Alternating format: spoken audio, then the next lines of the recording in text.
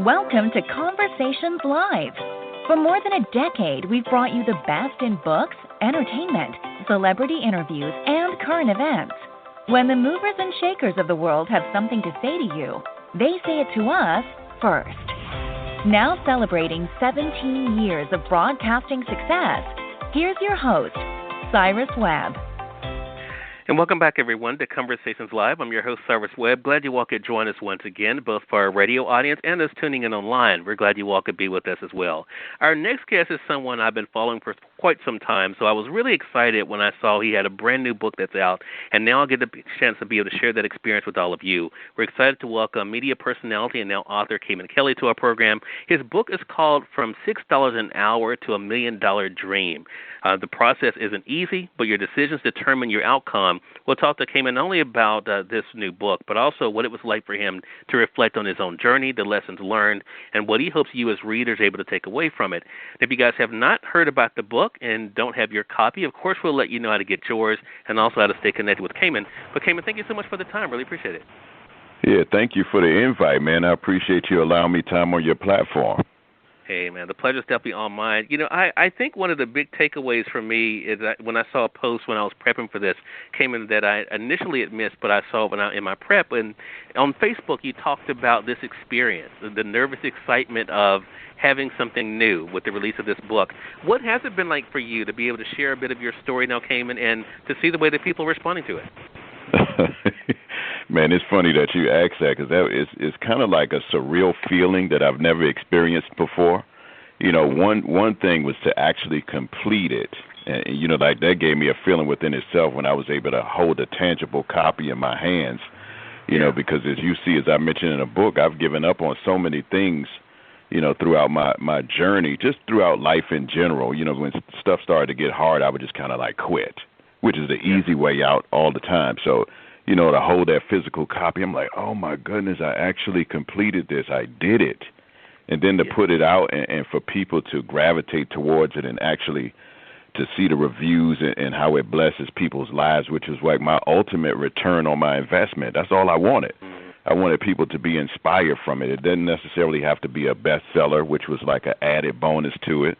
And it didn't have to make a whole lot of money. But, you know, like I think we all have an obligation to share with one another and to support each other. We don't go through this life alone. So I thought if my story could help somebody, then you know, that's the big return on my investment. So, you know, to answer your question in short, it feels crazy. It feels good at the same time. Well, it's interesting, and I actually have already posted my review on Amazon, Cayman, and of course we're going to remind our audience how they can be able to get it and post theirs. I want to read something, though, from Chapter 5 of the book, Losing to Win. And you said something interesting that I think it's important for our audience to know, because a lot of times when people think about you, right, they think about what you've been able to do in radio, television, and now, of course, you know, writing a book and being able to enjoy that success. But for those who have the print edition of the book on page 60, this is what you say. When you focus on one overarching dream, you can evaluate if other opportunities you encounter are in your best interest. Will they help you to reach your goal? If they won't, you can spare yourself a future headache by letting them go and moving on to your next opportunity. And then you say, sometimes it takes a failure for you to discover what you're supposed to focus on in your life. What has that lesson done for you in realizing that even if someone sees something as a quote-unquote failure, how that can really be what you need on the path to success? Well, you know what, man, and I use somebody else as an example, and I'm going to tell you this, and this is how I wrote this book, you know, because I never really thought my story was interesting, to tell the truth. You know, but then I said, man, everybody has a story to tell. But then I started to realize how young people gravitated towards me when I spoke in public. And they would always come up and they would have questions for me. So I said, well, maybe there is some interest here. And, you know, we always have struggles in the beginning trying to get somewhere because, you know, it's all about building. So when you start to look back at your life and you see where you came from, you can use that as a measurement to say, oh, now I see I'm really making some progress here towards my goal. So what I was going to say is, you know, when I started looking back at it, I started thinking about stories that I heard from other people, and it illustrates how common things are that we have with other folks. So I used the example in that particular chapter of Jimmy Jam, who's one of the world-renowned producers and songwriters, in our world across the globe. They got like 40 some number ones credit to their name. So we were standing in the middle of Hollywood Boulevard one day having a conversation, and I asked him, for those who know the story of Jimmy Jam and Terry Lewis, they were on tour with Prince, and they went to Atlanta to produce the SOS band, and ended up getting caught in a snowstorm and couldn't get back on the tour. So Prince ended up firing them. But in the between time, those records that went number one solidified them as producers in the industry. So I remember asking Jimmy, I said, was that the worst day of your life? Or did you realize then at that point that was kind of like a blessing in disguise? He said, oh, no. It was the worst day of my life. So we can equate those things that happen to us when we don't see it right when we're in it, Cyrus. And that's the thing. Yeah. We don't see it while we're in it. But, when we look back, we can see where we came from. And I remember things constantly along my journey. I actually lean on my father a lot. I said, man, I think I picked the wrong thing to do. He said, son, one day you're going to look back at this and you're going to laugh. And I said, well, I'll be glad when it turns to a joke because it's not funny right now. So we have those moments when we feel like it's a failure, it's a bust, like nothing is turning out right. Nothing. Yeah. And like I said, those moments when things really start to progress, we can see why we had to live through those moments to get where we were going in the first place. And it's continuing. You never really arrive. And I touch on that in the book, too. There's always room for improvement and room for growth as we're on this journey. The only time you flatline is when you die. That's when you can just call it's over at that point. So, the thing is, you don't want that potential to go into the graveyard with you. You need to leave a mark in this world. And I think you show, too, Cayman, and again, you are for so many people what a success story is. And you even, Cayman talks about that in the book, exactly what success is. And even I've learned in my journey that it's definitely relative, right, in what we kind of think about when it comes to success. But I want to touch on something else I thought was interesting, because in the beginning of this conversation, you mentioned about us not doing this alone. You actually talk a lot in the book, throughout the book, actually, about the importance of a team, a support system.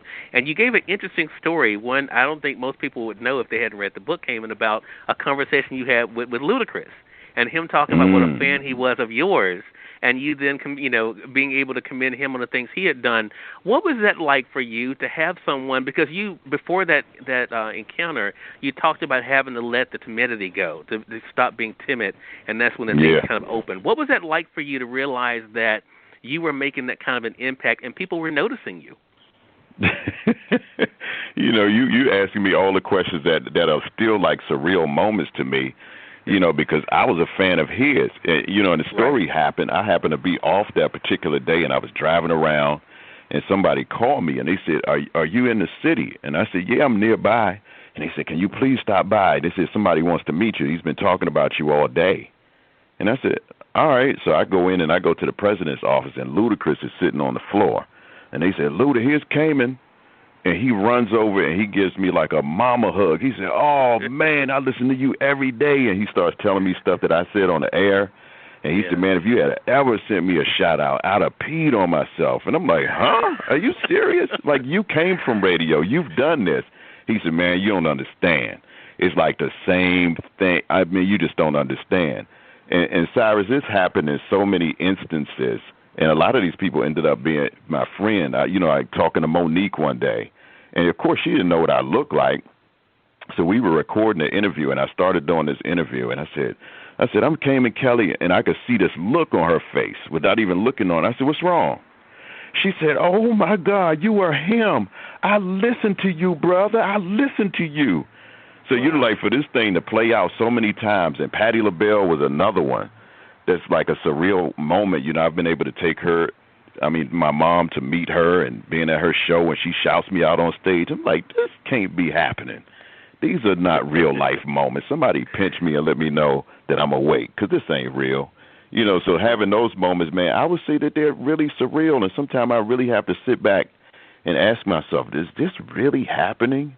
Is this really the life that I ended up building? And I don't take the credit for any of it myself. Like, I credit God with being that person that put in me what I have gained over the years, and that support system that I talk about. My wife is my biggest cheerleader that has pushed me throughout the years, and even though my my parents were naysayers, the support that they gave me, because sometimes, Cyrus, our goals can be too big, and I know I'm getting off topic, but I got to give this piece of advice to folks. Is sometimes, our big goals look like they're unobtainable by others who are looking at us.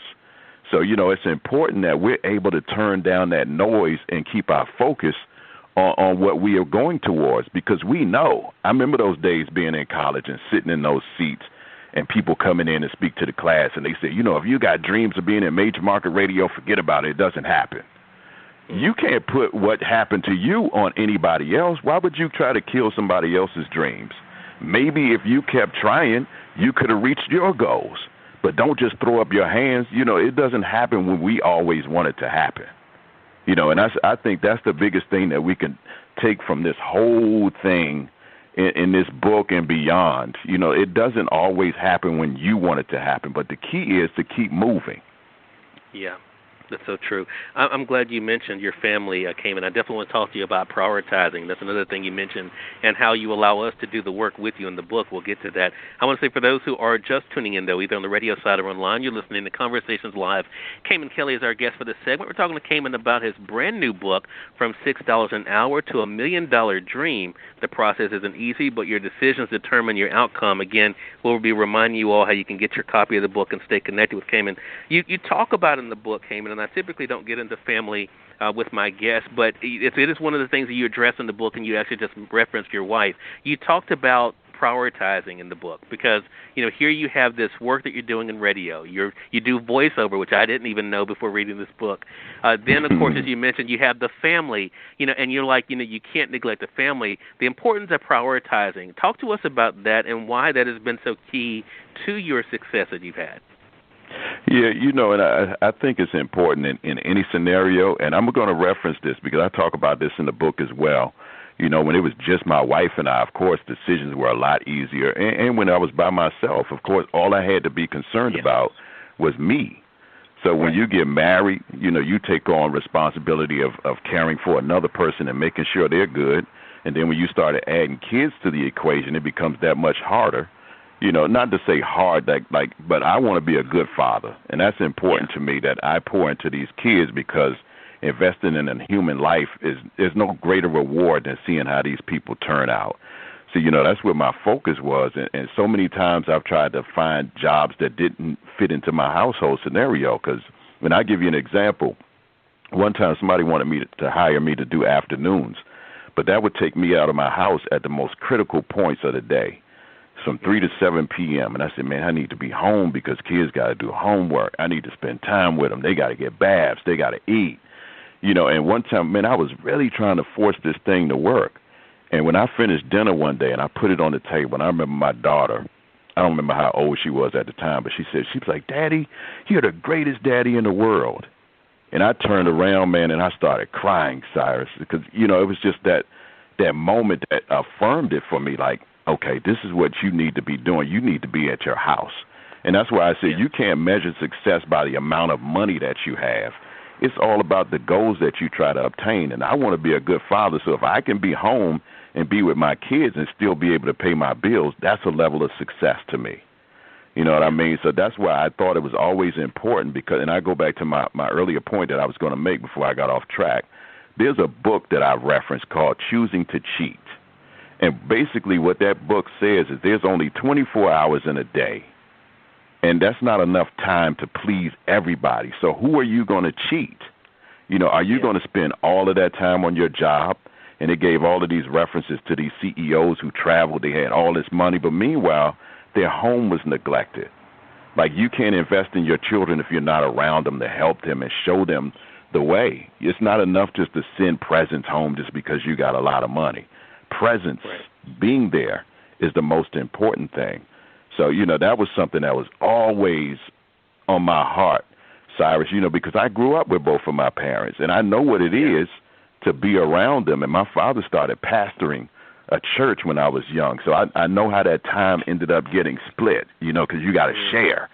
And I recognized that, you know what I mean? Now I got to share, and it hurt me when people hurt him.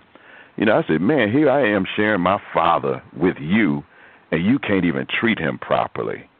So, I mean, I know what that is. So that's why I always wanted to be around for my kids.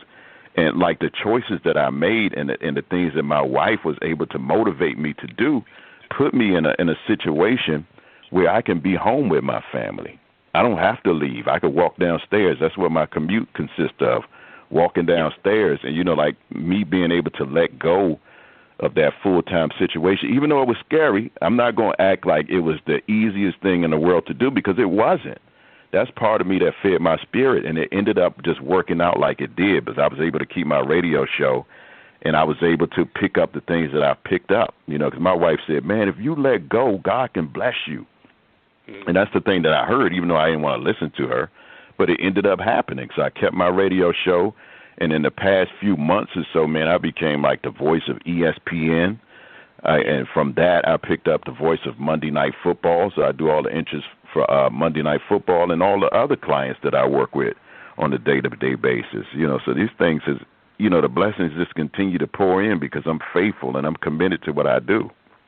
Yeah, and I think too there's another thing I want to talk to you about, Cayman, and then we're going to talk about the work that we have to do and how you have the book designed for that. You reference your father. He appears in an interesting chapter in the book, chapter 4, when you're talking about naysayers and haters, and it's in a reference to something that I know a lot of our audience has heard from either family members or friends or people who are trying to discount what they're doing or want to do, and that is when are you going to get a real job type of scenario. And sometimes that can come from people who you love the most and who love you and want the best for you. But I want to talk about, what do you normally tell people about that, about the importance of not allowing those words, as well-intentioned as they might be, to cause them to give up on their goals and dreams?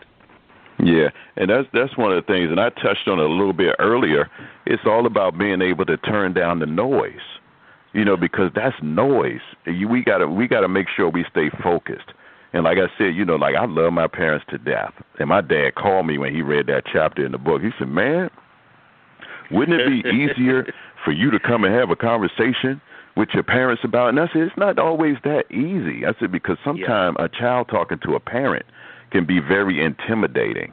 You know, and you want to listen to your parents. You want to have, you know, they have your best interest at heart.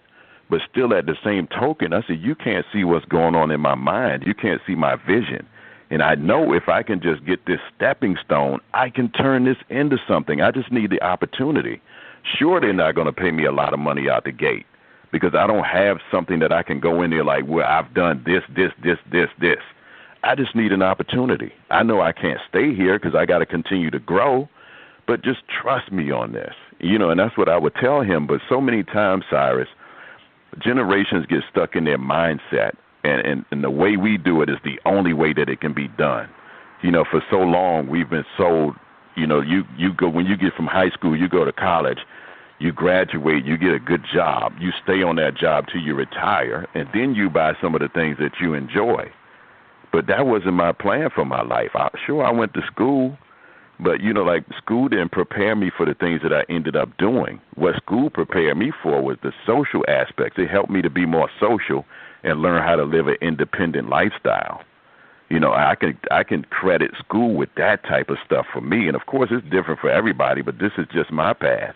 So I would never argue with my kids, because people get it in different ways. And a lot of people that do what I do, they didn't go to school in the first place. Right. You know, because they was able to learn it as they did it. So, and that's the same thing with me. I learned it as I did it. But, you know, like, I went in to major in it, but they taught more of the, the law aspects and things that deal with broadcasting. And, you know, nobody really taught me how to do voiceovers either. It was just something that I picked up by mimicking things that I saw. And, you know, like, and a lot of people, Cyrus, to that point, they don't even know that's a job that exists. So my mom called me not too long. She said, I'm so proud of you, son. She said, because one time I was worried about you. You know, and then they do worry, you know, because you want your kids to turn out the best. And they don't see that. They've never seen this career path before. They didn't know you could go in your basement and set up a studio and do voices and they go across the world. They had no idea. And, you know, like, it feels like, nah, he ain't going to be able to obtain that. I don't want my baby to get hurt. So, you know, we want to hold on. And I'm the same way. I'm like Nemo's father in Finding Nemo. Because, and I'm going to I give you this scenario real quick. And like when my daughter was small, I used to go to the playground with her, right? I would never let her go. I would hold on. If she went on the sliding board, I went on the sliding board. I'm right there with her because I didn't want her to get hurt. But then when I saw a kid smaller than her come to the playground one day with his mom, and she sat on the bench and let him go for broke, and I said, ooh, maybe I'm holding on too much. And we can see it, our parents want to hold on, but we have to make some decisions. So we have to know where we're going. And like I said, you got to turn down that noise, even though it's coming from somebody who cares for you and somebody that loves you. And I bring up that about the haters again, Cayman, because it comes up again in Chapter 9. It's the last thing I wanted to talk to you about. We're going to let our audience know again how they can stay connected with you. In the chapter, The Best You talk about this in an interesting way, and it ties into also how you wrote this book, because there's space in this book for us to do our part. And you write this, for those who have the print edition on page 117, self-awareness comes from taking the time to discover who you are. You have to spend time with yourself and observe how you respond to different situations. It's something you develop over a period of time. It can come from life experiences and self-reflection, but it can also come from what other people say about you. The haters that I spoke about earlier can actually point out things about you that you might not have seen before. So there is work involved, and you kind of designed this book, Cayman, for us to do the work. Talk to us about that and what you hope people are able to do as they're reading your story and sharing a bit of their own story in the book. Yeah, I really wanted this to be something, and not just me telling my story and then you just walk away like, okay, that was a good story. I wanted people to be able to work through it and answer some questions, just to use it as a gauge to see where you are and what you need to do. Because a lot of times, man, when we're going through a journey, we start to get lost. Like, I don't know where I am right now. But I think, like I said before, it's really important to kind of look back and use those, because you start to see how life starts to fit together. Oh, now I had to work that job because, be honest, man, one of the worst jobs I ever had was working to do a third-party channel for XM, and it was at BET, because none of the stuff was set up for, like, radio. But what I ended up getting out of it was a birth of my voiceover career. That's where I started. So it was almost like it could have been an accident, but not really. And it's like one of them losing to win type of situations, So when I started being the voice of BET, that's how my voiceover career got started. I wanted to do it. I didn't know how to get started, and people wouldn't help me. So look how things worked out in that scenario. So, that's why I think it's so important for us to put in the work and start to look back and see, have I made any progress? Okay, what should I do differently? That's why those questions are there, so you can use them as a gauge. And like you said with that point about those haters, those people serve as constant reminders to us. Like, okay, when you said you was going to do such and such, you ain't done it. I knew he wasn't going to do it. So it really kind of like is a motivator. And the naysayers, same thing. Those are people who care about you, and they both are important parts of our journey. When you look at it, and like when people start hating on you, Cyrus, you got something that they want. That's bottom line. Oh, wow. Yeah. Wow, that's powerful.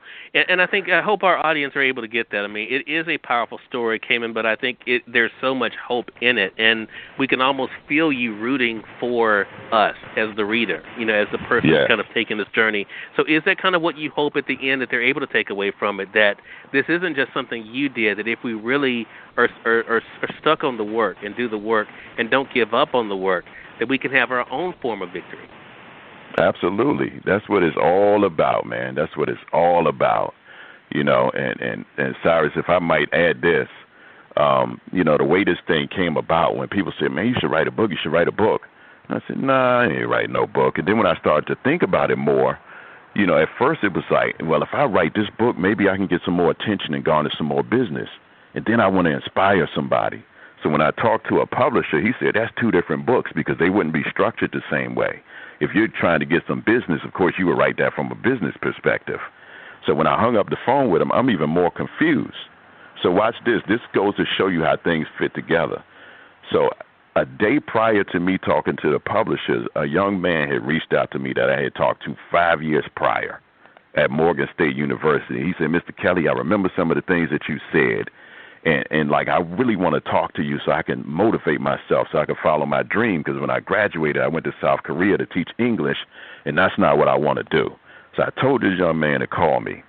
So when I hang up with the publishers, he called me. It was time for him to call me. So I talked to this young man for about an hour. And he said, Mr. Kelly, thank you so much. He said, man, you don't know how much you've motivated and inspired me. I'm about to start on my dream right now. So thank you so much. So when I hung up the phone with him, that's when I realized, and it all clicked. And I said, oh, my God, he just don't realize how much he just blessed me.